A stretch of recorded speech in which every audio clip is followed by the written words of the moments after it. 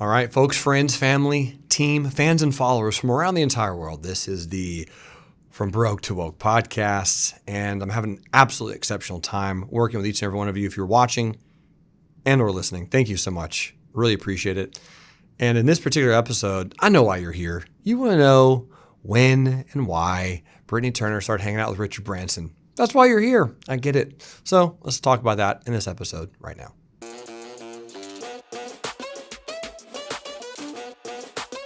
We're having so much fun, my friends, on this podcast. Thank you for listening and watching. This is honestly, it's an exciting time for me. I've always wanted to do this, and being a part of this with Britnie is incredible. In the last episode, we were talking about how she is revitalizing communities, right, globally. Big picture, and how she's taking this information, her mind, her visions, her creativity, and creating it. But what you did is you figured out a way to get the message out. The term I like to use is you meteorized it. Now, right now you have a lot of companies under the Ariel brand, but this time, when did you start morphing from that one into more? Tell me about that. I kind of had two morph off at the same time. Okay. I'll talk about the first one. Yeah. What I realized was our vision was to elevate people places, revitalize these areas, and I would be the agent on a few of our houses just to test feedback and hear what people are saying. When you say the agent, you mean like the real estate agent. Oh, okay. So sometimes I'd it's kind of like undercover boss. Yeah. I would listen in on, okay, all right. Yeah. What are you saying about these houses that we're building? Yeah. Why are they selling? Why are they not selling? And Smart. it's really important because you're going to die in the water if you don't know, especially if you're pioneering. And so a lot of people wouldn't even show houses. I know it's illegal. It's called steering. They did it anyway. They wouldn't even show houses in the neighborhoods I was developing in. So the neighborhood itself, for example, was decent. They can do that? But the areas I was in was not known for decent. Yeah, they did that all the time. Oh, it's south of Shelby. We're not showing it. Oh, I didn't know it was on that side. Oh, I didn't know it was on that side. Over and over again. And I was like, the hell? They'd call it south of Shelby. Oh, no. South of Shelby. No, don't go there. It's one neighborhood of the many that they would do this in. And I realized that this is a great area. I personally parked myself in that neighborhood. I was the first new construction in that neighborhood. And people didn't understand why it was worth believing in. So media is very, very powerful. It's the most powerful tool I think we have available to us in this world to share messages. And the news, I am super against the news. I can't stand how steering it can be, how it is a business, and it just works and lives to excite people and scare them and make you an emotional wreck. I think the news destroys people's lives. I think it's probably important to have, but God, it's ridiculous the way they do it. So if the news is in an area, they're only going to talk about what's bad. Why? To scare you and get clicks so that they can get paid. It's easier to sell fear.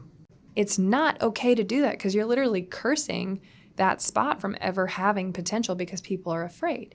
And so I didn't lie, we didn't manipulate, we didn't anything, but we would create hashtags, websites, Instagram channels, little mini YouTube videos, little mini documentary type things about an area and why it's worth believing in. Yeah. And so instead of like the crack house and the crime and the shooting and all that stuff that's dominating the news for that section, we'd say, this is a beautiful place to live. Look how close you are to downtown. Look at the river. Look at the park. Look at this. Look at the pond, the ducks, the fishing. We would just talk about what's working. Other areas of town, the jazz club, the bike trails, whatever it is that makes an area nice to live in, that anybody would ever want to live there, we elevate that. So instead of continuing to talk about the issues, this is like my stance on a lot of things in life. If you only talk about the issues are going to get all your energy. Right. And it's going to expand. But if you talk about what is working and put more energy there, that will expand. And so we started doing that, and I ended up creating my own media production company in order to do it. And I had to, because everybody I'd ever engaged with had no idea. They'd just slap things together. Picture, I don't know. They just were terrible at actually sharing the essence of what made something great. Okay. And why people should believe in it. So to clarify, so you were working with some people initially yeah. to help show the images, show the branding, show the feel, the community. No one got it. And no one's getting it. No one got it. So when did the click happen? We were like, I'm just going to do it myself. There had to be a moment. The click was my irritation that nobody understood this whatsoever. And I don't have a background in this except for being homeschooled and having to create my own TV. Yeah. that's my resume Yeah. in this. And having a lot of common sense on just saying, this is why it should work. Mm-hmm. This is great. So what's interesting is I can walk in any area, be it a house or a city or a neighborhood, whatever, it doesn't matter. I can walk in there and I can see its highest and best. I can see it, even with people. I can see what they can be. I did not know this wasn't normal for everybody else. A lot of people just see what is, not what can be. Now, this is an amazing gift that can get you in a lot of trouble because a lot of people don't want to be what they can be. Yeah. And so you end up believing and investing in people or things that don't necessarily always pan out. But with real estate, I could take these pictures in my head and I could share them powerfully because honestly, it started with everybody looking at me as this 21-year-old girl. I was Miss North Carolina at one point, and we're like, no, sweetie, you are never going to make it in this. I'm sorry. And so I'd have to overcompensate by taking these pictures out of my head and creating presentations, and then we ended up making websites out of them. So visually, being able to find a way to get the vision out of your head is what will get you paid. Because most people don't have vision. Yeah, so I'm going to back that up for a second. Okay, this podcast is called From Broke to Woke. So my friends, this is that bridge. You want a bridge to go from broke to woke? What Britnie just said, rewind that, listen again, because that's it. It doesn't matter how you get it out. It can be words. I've heard musicians can make some money. I've heard rappers can make a lot of money. Okay, I've heard artists, people who write, be authors, books, right? Hashtag Harry Potter. Okay. If you can get this out some way, most people just have this fear of it's not going to be good enough. I'm not good at it. I don't have any experience doing it. Doesn't matter. So for me, it was just using my energy because again, everyone in my experience who was teaching people the stock market was boring. So boring. It was boring. So and lame. Boring. And they all had suits and it was boring. And I love suits, by the way. I'll make sure everyone knows this. I love suits. But I don't wear suits because, when I'm doing a stock market presentation, because it's like, if you're trading, you're most likely just wearing normal clothes on the couch, doing your thing, and you go out and you do your work. So in that situation where you just mentioned is so vitally important to really focus in on how to get that out. And for you, this was kind of that direction. So you said you mentioned 2 companies. That was one?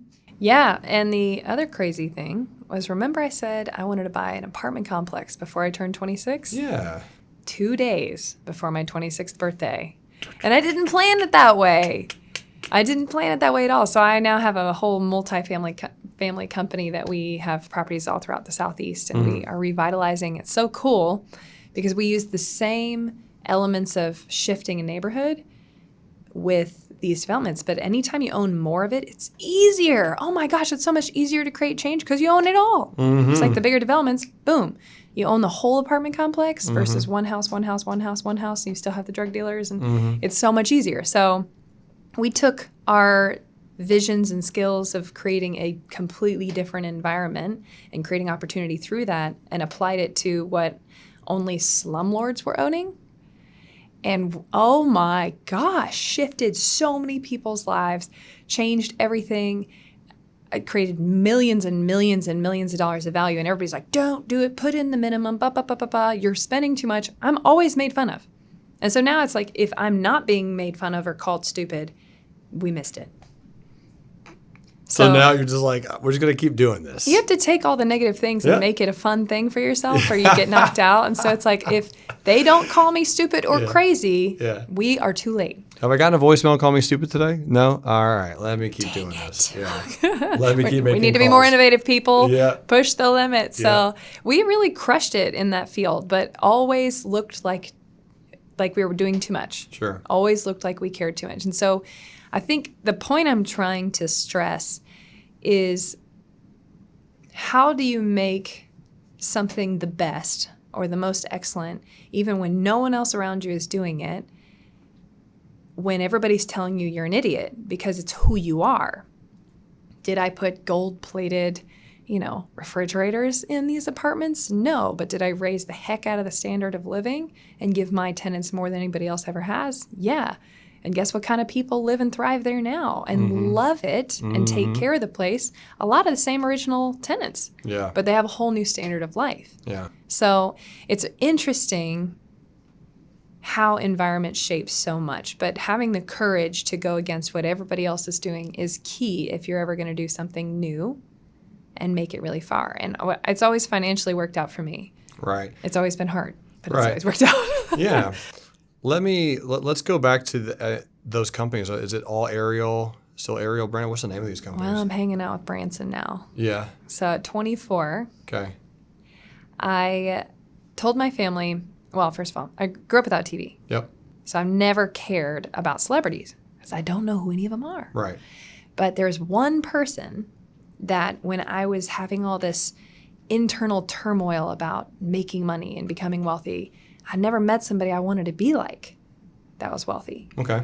And then I see this crazy guy named Richard Branson who is never wearing shoes, cutting ties off of people. He's not stuffy. He's just fun and an entrepreneur and a billionaire. And so I was like, there's one person on earth that I'd want to meet. And so I started telling my family this, and this is before they learned to trust me. I said, someday I'm going to be friends with Richard Branson, not just meet him at a conference. We're going to meet and we're going to be friends. I'm like, yeah, right, whatever. Within 3 months, I get a Facebook message from one of my survival team leaders, the same one that forced me to buy a house. Yep. Hadn't talked to her in 7 years. Not one time. Right. She said, how much revenue is your company doing? And I hope you're doing well, blah, blah, blah. I was like, it's a weird question. This is a weird question out from No, nowhere. it was weird. And Yeah. she said, I want to know because I've got something I want to invite you to, but you need to make over $1 million in revenue to be able to be invited to this thing. And you're like, she didn't tell me what it was at all. Hey. I was at 10 million. I think I was Yeah. 24 years old. I was at 10 million in revenue or something like Yeah. that. And she was like, what? Oh my gosh, I'm so proud of you. She said, don't know if you know who Richard Branson is. And I was like, no way. Yeah. She said, I I weirdly met him through his wife. Didn't know I was talking to his wife. Weirdly met him, got invited over to his island, and now have been given the opportunity to bring 30 entrepreneurs to come hang out with him for a week. Would you like to come? And I was like, this has got to be a joke. So that's when I started hanging out with Richard Branson. First time I was 24 years old Yep. on Necker Island in the Yep. British Virgin Islands. Yep. And we spent so much time together. Yeah. I told him my vision. I told him all this stuff. And he's like, Britnie, if you really want to change the world, take all your values and incorporate them into your brand. And then make your brand worth so much that other people will want to work with your brand and or put your brand on top of their company. Because then they have to abide by your rules in order to even have your name. Right. And I was like, interesting. Right. And so he has, Virgin Records, Yep. Virgin Atlantic, Yep. Virgin Galactic, Virgin Trains. He has over 300 different Virgin companies. And so I took that model, brand architecture, and we've got Ariel Group, Ariel Properties, Ariel Development Group, Ariel Produced, Ariel, we've got Sure. a ton of different Ariel names now. And I own over 300 different Ariel domains. Yes. So it's Yes. it's I a love that. lot, but it's fun. It's different. His is taking boring businesses and making them fun, and mine is being a force for good. Yep. How can this industry be a force for good in its world? Be it media production, we're utilizing media to promote great people, causes, and ideas. It's incredible. Yeah. So it's been really fun, but I am hijacking this entire episode. no. I want to hear more from you. we will. But here's the interesting part of that. So I want to go back just for a moment. I want to do this. Okay. Because in the first episode, you mentioned something about creating a plan and a vision and then just releasing it. Yeah. And not really worrying about where it happens, not really worrying about how it comes to fruition. The how. Yeah. A lot of people, especially people like me, control freaks. We have to figure out that how. It's like, I need to know how it's going to happen. Yeah. You mentioned a few different situations where you come up with this vision, this idea, this belief, this thing that you want to do. You want to meet Richard Branson, you tell your family, you want to own an apartment before you're 26, right? Just name two of the ones that are most recent. And you say them, you start talking about them, you tell other people, you write them down potentially, but you dream about them. You make sure that other people know that you want them to happen, and then you don't specifically stress that they're going to happen. You don't really worry about the how. And then what happened, Britt? Well, I think there's kind of a two-parter answer to that question. There's two parts because I wouldn't say I'm a control freak, but I think we all are. Yeah. Because it's a survival instinct to need to know. And so my two-part answer to that is, one, you come up with it and you surrender that it will happen. So you have an inner peace that the timing will be perfect when it comes. Right. Got Okay. that. Yep. So that's huge and very difficult. And then part two is run with that inner control freak and you say, all right, if it were going to happen, what would need to be in place? At least broad stroke. Yeah. And then fine tune it down to the details as much as possible. So I actually wrote my eulogy. I turned it into a 5-year plan in different categories. If that's going to be true at the end of my life, what has to be true in the next 5 years? In my relationships, in my achievements, in my lifestyle, in my wealth. All right, then what do I have to do for the next 1 year to be on track for the 5 years? What do I have to start doing in the next 90 days to be on track for 1 year? Yeah. What do I have to stop doing in the next 90 days that would sabotage the whole thing? Yeah. For example, I want to be married to an incredible human being, and this is what I want our life to look like by the end of my life. Well, I got to stop being a jerk to any male around me based on some past pain. Yeah. So there's habits that we can start eliminating because they're going to sabotage everything we ever wanted. Yeah. And so I have the faith and I have the trust to know it'll work, but I also give it my all and recognize where are the pitfalls and obvious things that could be blocking me. Got it. Got it. So again, folks, for those who are listening, this is a massive element, really big key part in becoming that awakened soul of yourself, that inner soul that needs to come out, that person that needs to shine your light bright. So in the next episode, we'll talk a little bit more kind of about my journey. You're bringing it up, but I know we're getting short on time. So thank you for sharing that with me. I know a lot of people are always trying to figure out, like, when did the whole Branson thing happen? And so you kind of shared that. So thank you. 24. Yeah. So let's get into some more stuff on the next episode. But for those tuning in, you guys are on.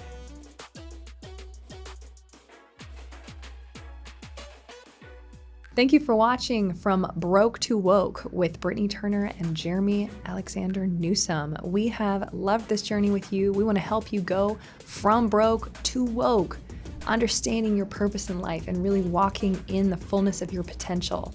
If you want to connect with us more, go to gforcemastermind.com. You can come on vacations with us. You can connect with us as people. You can find more resources for learning. And if you want to follow us on Instagram, go to gforcemastermind.